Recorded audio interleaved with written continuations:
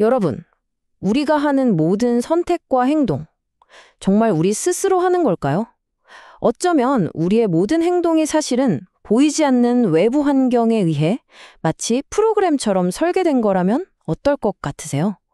오늘은 바로 이 좀 급진적이고 어쩌면 불편할 수도 있는 생각, 행동주의의 세계로 한번 깊숙이 들어가 보려고 합니다.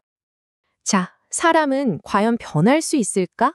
이 질문 살면서 한 번쯤은 다들 던져보셨을 거예요. 오늘은 이 정말 근본적인 물음을요, 한 동물의 아주 강렬한 이야기를 통해서 함께 풀어가 보려고 합니다. 여기에 보이는 이 아이, 이름은 가온이에요. 사람을 정말 좋아하고 잘 따르는 그런 비글이죠. 그런데 참 아이러니하게도 바로 그 사람을 좋아하는 사교적인 성격 때문에 가온이는 실험실로 보내지게 됐습니다. 가온이의 삶은 정말 끔찍한 공포의 반복 그 자체였어요. 케이지에서 강제로 끌려 나오고 고통스러운 실험을 당하고 그리고 다시 케이지로 돌려보내지고 이 끔찍한 순환이 매일같이 반복되면서 가온이에게는 케이지 밖으로 나간다는 것 자체가 곧 고통과 공포가 되어버린 거죠. 다행히 가온이는 마침내 구조됐습니다. 하지만 몸은 자유를 찾았지만 마음은 여전히 그 보이지 않는 실험실 감옥에 갇혀 있었어요. 배변 패드 위에서 단 한 발짝도 움직이지 못할 정도로 꽁꽁 얼어붙어 버린 거죠. 자, 여기서 우리는 다시 처음 던졌던 질문으로 돌아오게 됩니다. 과연 이렇게 깊은 트라우마를 가진 가온이는 변할 수 있을까요? 가온이가 어떻게 변할 수 있는지 그 실마리를 찾으려면요, 우리 시간을 좀 거슬러 올라가야 합니다. 바로 20세기 초 심리학계를 뒤흔들었던 아주 급진적인 생각, 행동주의가 어떻게 등장했는지부터 살펴봐야 하거든요. 당시 심리학의 왕좌를 차지하고 있던 건 바로 프로이트의 정신분석학이었어요. 그런데 행동주의는 여기에 정면으로 도전장을 던진 겁니다. 주장은 아주 간단하고 명료했어요. 마음속? 무의식? 그거 눈에 보이나요? 측정할 수 있나요? 없으면 그건 과학이 아닙니다. 딱 잘라 말한 거죠. 그래서 행동주의자들은 인간의 마음이나 생각, 감정 같은 것들을 그냥 블랙박스라고 불렀어요. 상자 안에 뭐가 들었는지는 알 수도 없고 알 필요도 없다는 거죠.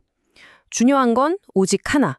이 상자에 무엇이 들어갔을 때 자극, 상자 밖으로 무엇이 나오는가, 반응. 이 둘 사이의 관계뿐이었습니다. 자, 그럼 행동주의의 첫 번째 중대한 발견은 어디서 시작됐을까요? 바로 전혀 상관없는 두 가지가 어떻게 우리 머릿속에서 연결되는지 그 연관의 법칙을 밝혀내면서부터였습니다. 아마 파블로프의 개 실험은 다들 들어보셨을 거예요. 러시아의 생리학자 이반 파블로프가 한 아주 유명한 실험이죠.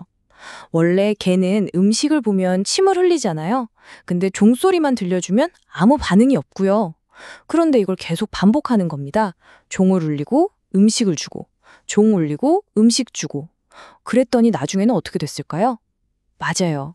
음식 없이 종소리만 들어도 개가 침을 흘리게 된 거죠.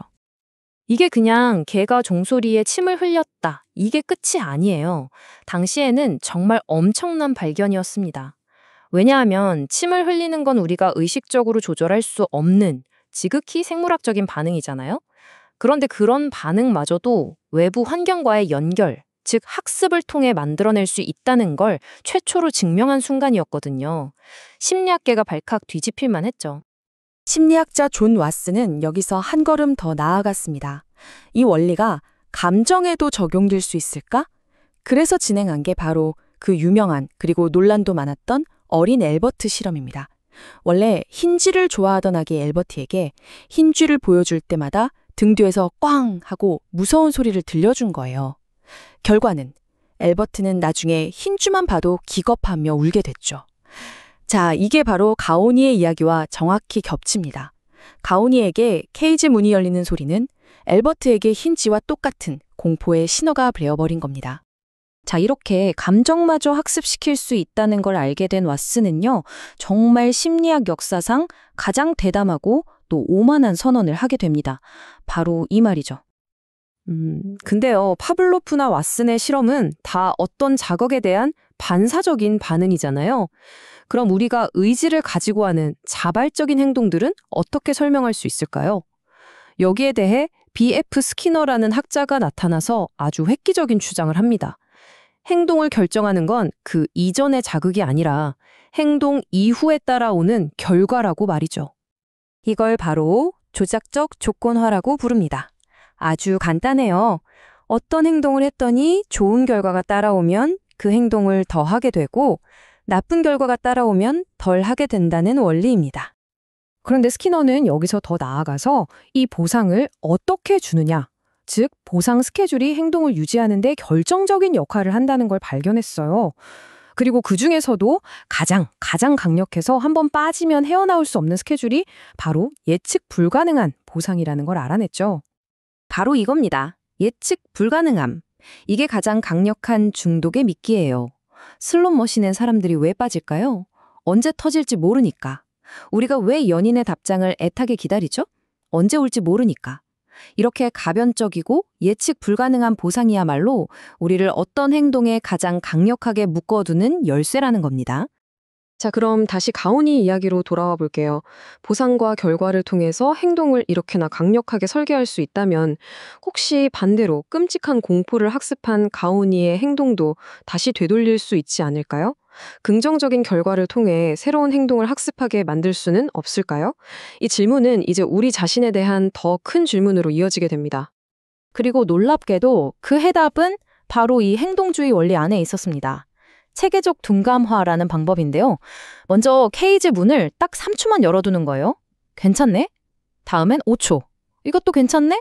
이런 식으로 아주 작은 자극부터 시작해서 문이 열려도 아무 일도 일어나지 않는다. 오히려 칭찬이라는 좋은 결과가 따라온다는 새로운 경험을 아주 천천히 단계적으로 학습시킨 거죠.